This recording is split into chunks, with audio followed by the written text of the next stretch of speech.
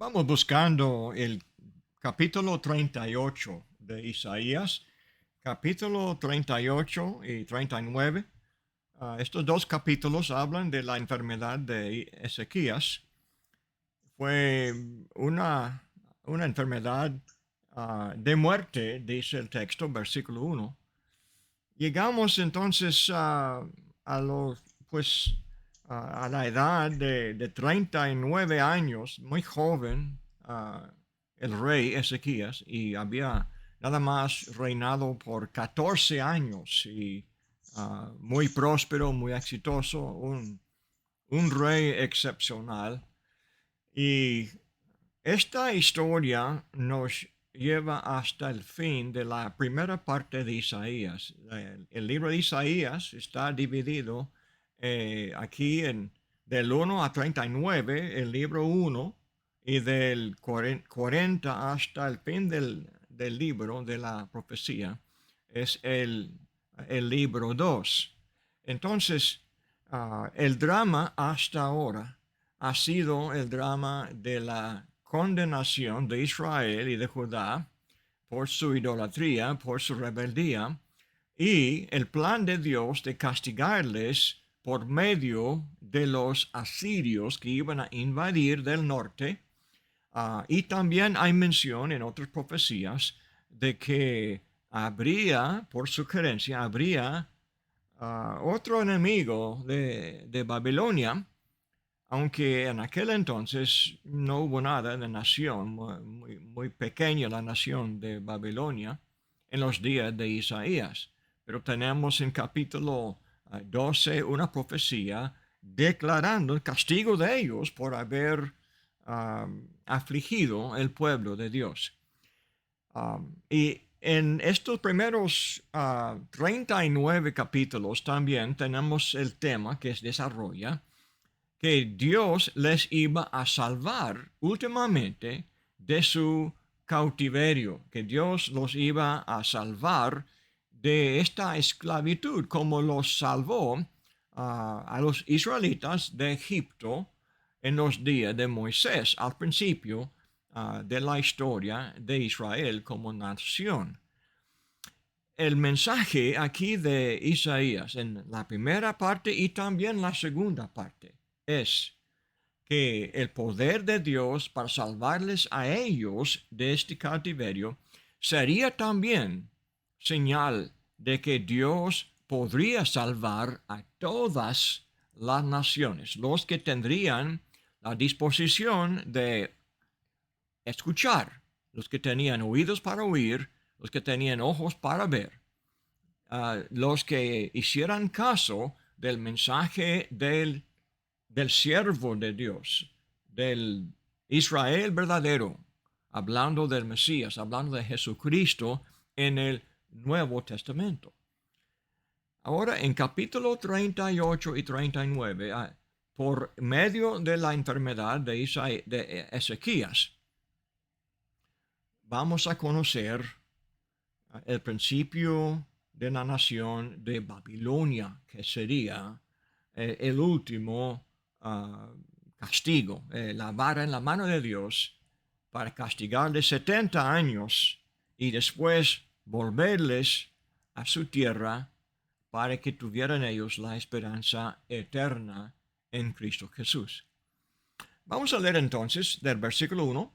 En aquellos días, Ezequías enfermó de muerte. Y vino a él el profeta Isaías, hijo de Amós, y le dijo, Jehová dice así, ordena tu casa, porque morirás y no vivirás. Entonces volvió Ezequías su rostro a la pared e hizo oración a Jehová. Y dijo, oh Jehová, te ruego que te acuerdes ahora que he andado delante de ti en verdad y con íntegro corazón, y que he hecho lo que ha sido agradable delante de tus ojos. Y lloró Ezequías con gran lloro. Entonces vino palabra de Jehová a Isaías diciendo, ve y di a Ezequías, Jehová, Dios de David tu padre, dice así, he oído tu oración y visto tus lágrimas. Y aquí que yo añado a tus días 15 años, y te libraré a ti y a esta ciudad de la mano del rey de Asiria, y a esta ciudad ampararé. Y esto te será señal de parte de Jehová, que Jehová hará esto que ha dicho, y aquí yo haré volver la sombra por los grados que ha descendido con el sol, y en el reloj de Acaz 10 grados atrás, y volvió el sol 10 grados atrás, por los cuales había ya descendido. Ahora tenemos escritura de Ezequías, de versículos 10 a 20. Ahora la declaración de agradecimiento de Ezequías. Pero antes de leer esta parte y la poesía de Ezequías, tenemos que reconocer que las palabras de Ezequías parece palabras de jactancia y no eran así. Cuando Ezequías habló con Dios en esta oración, fervientemente orando a Dios, tenía varios argumentos. Y hermanos, si queremos aprender cómo orar, es bueno estudiar estas oraciones exitosas. Nosotros, cuando oramos, no podemos decir lo que Dios hará por nosotros, si nos va a hacer caso o no, decir sí o no. Tantas veces pensamos que vamos a hacerlo y Dios hará lo que quiere, ¿verdad? Entonces, sea bueno, sea malo, Dios hará lo que Dios hará. Entonces, a veces somos pesimistas en cuanto a la oración. Y por eso no oramos fervientemente, no oramos de corazón. Jesús enseñó y los apóstoles enseñaron que debemos de orar sin cesar. Mucha repetición, 2 parábolas de Jesús para insistir en que nosotros oremos sin cesar, sin desmayarnos. Es un tema muy importante. Jesús mismo, el Hijo de Dios, ascendió el monte varias veces, se apartó de la multitud, de la gente que le seguía, buscando lugar privado para orar a Dios. Y pasó horas y horas orando. ¿Por qué? Dios hará lo que Dios hará, ¿verdad? No. La oración no es un gimnasio, no es ejercicio, es más, es petición, es comunión. Entonces, en este caso, Dios aconsejó a Ezequías que iba a morir. En primer lugar, vamos a reconocer que conforme a lo que leemos en Segunda de Crónicas, capítulo 32, en el versículo 24, había pasado algo en la vida de Ezequías antes que provocó esta enfermedad. Dice, en aquel tiempo Ezequías enfermó de muerte y oró a Jehová, quien le respondió y le dio una señal. Mas Ezequías no correspondió al bien que le había sido hecho, sino que se enalteció su corazón y vino la ira contra él y contra Judá y Jerusalén. Pero Ezequías, después de haberse enaltecido su corazón, se humilló, él y los moradores de Jerusalén, y no vino sobre ellos la ira de Jehová en los días de Ezequías. Hermanos, esto es el contexto de la enfermedad de Ezequías. Pero en la oración podemos ver un ejemplo de su humildad. Dios le dio éxito a Ezequías, mucha prosperidad, y aparentemente se enalteció él. Tenemos en la segunda de los Reyes, del capítulo 18, la historia y los detalles de lo bueno que hizo. Ya hemos leído en la oración, dijo Ezequías en su oración, te acuerdes ahora que he andado delante de ti en verdad y con íntegro corazón. Y esto es innegable, esto no fue jactancia, es de demostrar que Ezequías no andaba como los demás reyes antes de él, ni después de él. Déjame leerle aquí de 2 Reyes 18. Dice el 3, 18:3, hizo lo recto ante los ojos de Jehová, conforme a todas las cosas que había hecho David su padre. Él quitó los lugares altos y quebró las imágenes y cortó los símbolos de acera e hizo pedazos la serpiente de bronce que había hecho Moisés, porque hasta entonces le quemaban incienso los hijos de Israel, y la llamó Neustán. En Jehová de Israel puso su esperanza. Esto es Ezequías.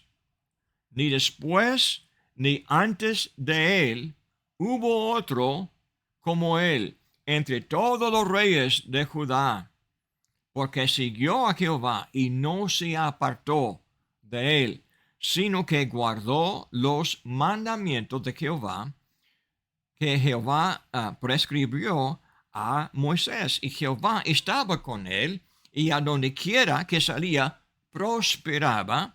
Él se rebeló contra el rey de Asiria y no le sirvió. Hirió también a los filisteos hasta Gaza y sus fronteras. Hay mucha repetición de la fidelidad, declaración de la fidelidad de Ezequías. Hay mención en capítulo 31, según Crónicas 31:20, dice, de esta manera hizo Ezequías en todo Judá y ejecutó lo bueno, recto y verdadero delante de Jehová su Dios. Entonces, no es una vanidad que declaró Ezequías en su oración. Cuando pidió audiencia a Jehová, declaró, te acuerdes ahora que he andado delante de ti en verdad. Esto es en fidelidad, en sinceridad, conforme a la verdad que enseñó la ley de Dios. Y dice con íntegro corazón completo y fiel y sólido, nobleza y todo lo que se implica en la palabra íntegro. Y además dice, y que he hecho, ahora hablando de lo que hizo, he hecho lo que ha sido agradable delante de tus ojos. Él había quitado todos los lugares altos de la tierra de Israel. Hemos mencionado en otro estudio, él inició otra vez la celebración de la Pascua. Por años, la nación de Israel y de Judá descuidaron de la Pascua, descuidaron de las fiestas anuales, descuidaron del santuario, descuidaron de los levitas y de los sacerdotes. Y Ezequías renovó todo el servicio del templo y consagró a los sacerdotes y a los levitas y les dio orden, les dio con mucha firmeza una fidelidad a Jehová. Entonces, a pesar de todo, entonces, 14 años después, o podemos hablar, 5 años, o 4, perdón, 4 años después del comienzo de su reino, llegó a Siria, al norte, y esto fue Salmanasar, tomó Samaria en el 4º año de su reinado, y 10 años después llegó entonces, después de los 14 años de fidelidad y de celo y de corazón íntegro y de verdad, entonces llegó Sennacherib y entonces con la fidelidad de Ezequías y de Isaías, Dios mató el ejército de Sennacherib. Entonces volvió él con manos vacías y allí sus hijos le asesinaron. Y en todo este momento de fidelidad y de gloria llegó la enfermedad. Aparentemente toda la bendición de Dios de alguna manera fue un tropiezo para el rey y se enalteció y Dios entonces no pudo bendecirle más, le permitió esta prueba, esta enfermedad de muerte y dijo, ordena tu casa, morirás y no vivirás. Y después de todos los años de fidelidad, cortos que eran, ¿verdad? Pero Dios le iba a cortar su vida y su reinado y no podría seguir alabándole y sirviéndole. Y dice, lloró con gran lloro. Déjame llevarles a Salmo, al Salmo 56. Me gusta leer este versículo de vez en cuando. El Salmo 56, el versículo 8. Mis huidas tú has contado. Pon mis lágrimas en tu redoma. ¿No están ellas en tu libro? Entonces, el salmista reconoce cuando el justo llora, Jehová hace caso. Cuando Dios ve las lágrimas de sus queridos, como en la ocasión de la cultura de los hebreos, durante los días del lloro y llanto, en los días de la muerte de un amado, todos están llorando. Entonces, cada uno tendría su redoma para recolectar las lágrimas, porque eran preciosas. Las lágrimas eran preciosas a los queridos de la familia y guardaban las lágrimas como un tesoro. Ahora vemos que Jehová, conforme a esta costumbre, Jehová así apreciaba las lágrimas de sus queridos también. Y esto pasó aquí. ¿Se acuerda cuando Jehová respondió a su oración? Dice Isaías 38, versículo 5. Dice, ve y di a Ezequías, Jehová Dios de David, tu padre, dice así, he oído tu oración y he visto tus lágrimas. He aquí, yo añado a tus días 15 años. No podemos orar a Dios sin pensar, sin querer, sin tener sentimiento. La sinceridad de la oración se expresa, se siente. El amor se expresa. el cariño, el deseo, y también cuando estamos derramando la tristeza, el sufrimiento, la petición, derramando a los pies de Jehová, con lágrimas, Jehová lo ve. Son preciosas las lágrimas del justo delante de Dios. Entonces, en este caso, Dios le concedió su petición. Le dio, dice versículo 5, 15 años más. Entonces, en vez de morir con 39 años, su reinado alcanzó 29 años y murió entonces con 54 años de edad. Durante aquel tiempo, podemos mencionar, nació el próximo rey, el más malo de todos los años de Israel y de Judá. Fue Manasés, el hijo de Ezequías. Si Ezequías hubiera muerto con 39 años, entonces no hubiera nacido este rey Manasés. Quién sabe si otro hubiera nacido o hubiera sido rey. No sabemos por qué este hijo llegó a ser rey. No sabemos nada de otros hijos si hubiera nacido. Pero el punto es, Dios sabe lo que hace, pero dio la petición de Ezequías y le dio otros 15 años de vida más. Dios le dio también una señal. La señal del reloj o del movimiento del sol. Sabemos que el padre de Ezequías fue Acaz y fue muy idólatra.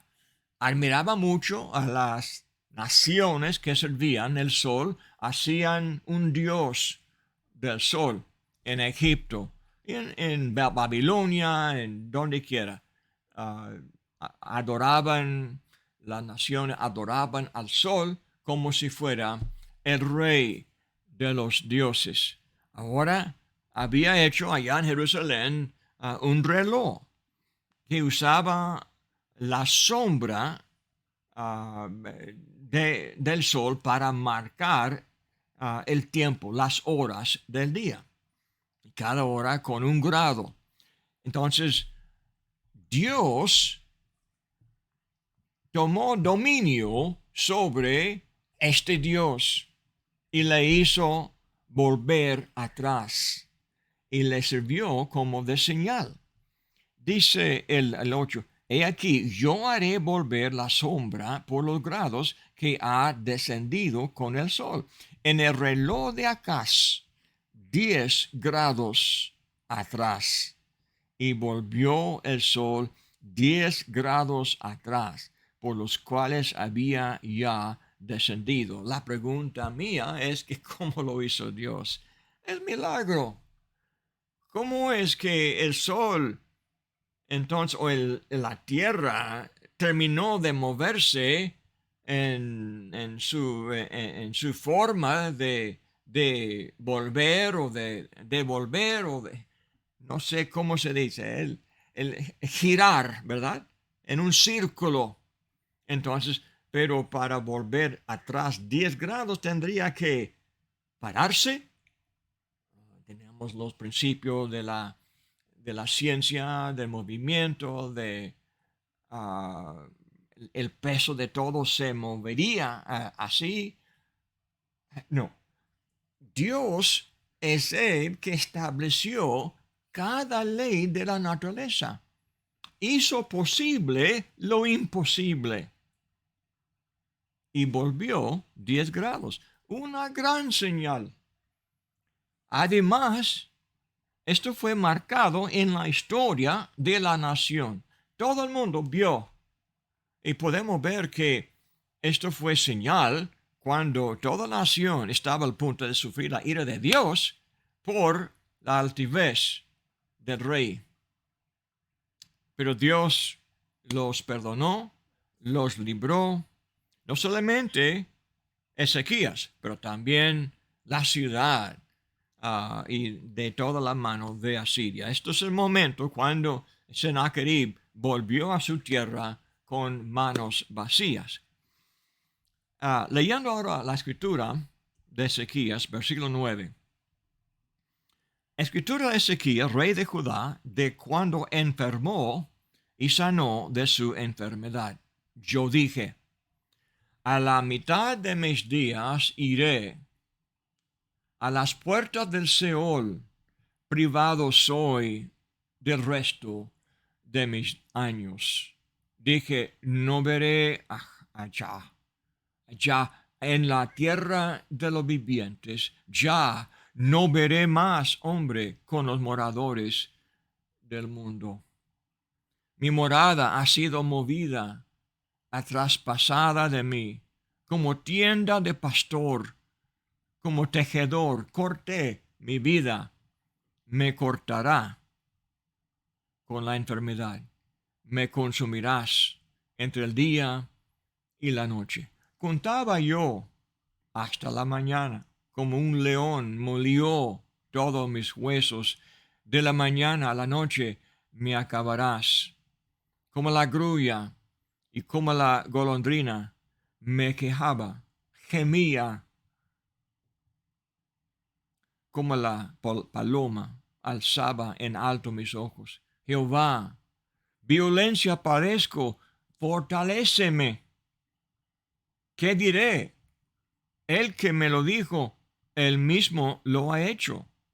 Andaré humildemente todos mis años a causa de aquella amargura de mi alma. Oh Señor, por todas estas cosas los hombres vivirán, y en todas ellas está la vida de mi espíritu, pues tú me restablecerás y harás que viva. Y aquí amargura grande me sobrevino en la paz, mas a ti agradó librar mi vida del hoyo de corrupción, porque echaste tras tus espaldas todos mis pecados. Aquí confiesa Ezequías que su enfermedad fue consecuencia de su altivez, de sus pecados, que Dios le castigaba por su este tropiezo, por haber tropezado. Dice, porque el Seol no te exaltará, ni te alabará la muerte, ni los que descienden al sepulcro esperarán tu verdad. Así oraba también David en otro salmo, diciendo, los muertos no viven. La oración, la alabanza, las buenas obras que hacen los hombres lo hacen en el cuerpo, en la vida. Y cuando alaban a Jehová, esta alabanza llega hasta el cielo, pero cuando se muere, desde el punto de vista de los vivos, no pueden más alabar. Así habla Ezequías, así fue también hablaba David. Dice el 19, el que vive este te dará alabanza. Pidió tantas veces en los salmos, uno que pedía a Dios algo, también haría una promesa, un voto para pagar a Jehová. Como David dijo allá en el Salmo 53, diciendo que si Jehová le perdonara, que él le daría alabanza todos los días, iba a instruir a los pecadores. La promesa que hizo David fue en forma de voto. Aquí también Ezequías hace su voto. Dice, el que vive este, te daré o te dará alabanza. Como yo hoy, el Padre hará notoria tu verdad a los hijos. Jehová me salvará, por tanto cantaremos nuestros cánticos en la casa de Jehová todos los días de nuestra vida. Otra promesa que hace. Dice, si me dé vida, voy a cantar a ti todos los días. Voy a ofrecer alabanza de cantos en el templo todos los días. Así ofrecía una promesa que tendría que cumplir. Cuando hacemos promesa a Jehová o a quien quiera, debemos de siempre cumplir. El 21, y había dicho Isaías, tomen masa de higos y pónganla en la llaga y sanará. Ahora entendemos, hubo llaga, tal vez infección en el cuerpo que le mataba, tal vez gangrena, algo así, una corrupción. Jehová le había dicho, morirá y no vivirá. Entonces, el remedio era de poner una masa de higos. Y dice, pónganla en en la llaga y sanará. Había asimismo dicho Ezequías, ¿qué señal tendré de que subiré a la casa de Jehová? Esto entonces fue lo que leemos en versículo 6, la señal de los grados de reloj de Acaz, de cómo la sombra iba a mover. Entonces así fue, y así vemos la clase de corazón que tuvo Ezequías delante de Jehová y logró su petición. Dios oye la petición de sus queridos, y no había nada mal en hablar como él habló. ¿Te acuerdas ahora que he andado delante de ti en verdad? Dios oye la oración de los justos. El hombre justo puede mencionar, no hay pecado, no hay error en mencionar a Jehová en privado. Algo de la fidelidad de uno mismo delante de Dios y llamarle a Él con esta base de que Él oyera la petición. Y también no hay nada de mal en hacer la promesa de lo que si Jehová le cumple esta petición, entonces que uno haría alabanza, haría servicio, haría o daría una vida fiel a Dios el resto de la vida.